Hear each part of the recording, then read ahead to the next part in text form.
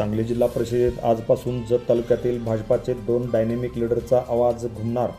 सांगली जिल्हा परिषदेच्या अध्यक्ष व उपाध्यक्षाच्या निवड आज संपन्न होते. या निवडणुकीमध्ये कोण बाजी मारणार याकडे संपूर्ण सांगली जिल्ह्यासह महाराष्ट्राचे लक्ष लागून राहिले आहे.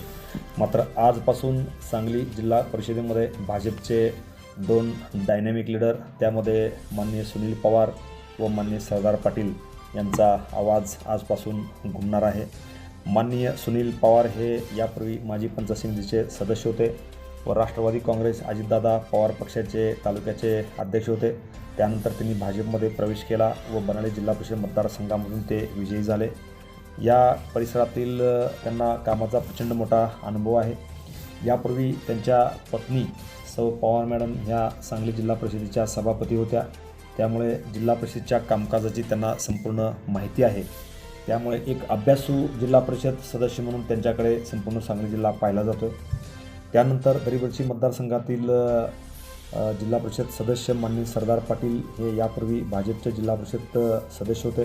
त्यानंतर त्यांनी काँग्रेस पक्षामध्ये प्रवेश केल्यानंतर त्यांना सांगली जिल्हा बँकेचे संचालक पद मिळाले होते. त्यानंतर पुन्हा ते भाजपमध्ये प्रवेश करून दरिवर्षी जिल्हा परिषद मतदारसंघातून जिल्हा परिषद सदस्य म्हणून विजयी झालेले आहेत. यापूर्वी 5 वर्षाचा त्यांच्याकडे मोठा अनुभव आहे. जिल्हा परिषदेमधल्या अनेक योजनांची त्यांना संपूर्ण माहिती आहे. जिल्हा परिषदेमधील एक आक्रमक चेहरा म्हणून त्यांच्याकडे पाहिले जाते. एक माजी सैनिक असलेले जिल्हा परिषद सदस्य माननीय सरदार पाटील यांचा एक डायनेमिक लीडर म्हणून जत तालुक्यामध्ये त्यांची मोठी ओळख आहे. जिल्हा परिषदेमध्ये विविध प्रश्न मांडण्यामध्ये त्यांचा हातखंडा आहे. त्यामुळे हे 2 जिल्हा परिषद सदस्य जत तालुक्यातील आहेत. त्यामुळे आजपासून जत तालुक्यातील या दोन्ही जिल्हा परिषद सदस्याचा आवाज मात्र सांगली जिल्ह्यामध्ये घुमणार आहे. जिल्हा परिषदेमध्ये प्रत्येक विभागाची माहिती असणारे हे 2 सदस्य हे चांगले मित्र आहेत.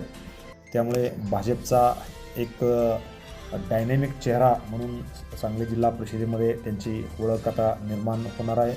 त्यामुळे येणाऱ्या वर्षभरामध्ये ते कशा पद्धतीने जिल्हा परिषदच्या या ठिकाणी विकास निधी जत तालुक्यामध्ये खेचून आणतात याकडे संपूर्ण जत तालुक्यासह सांगली जिल्ह्याचे लक्ष लागून राहिले आहे. Press the bell icon on the YouTube and never miss another update.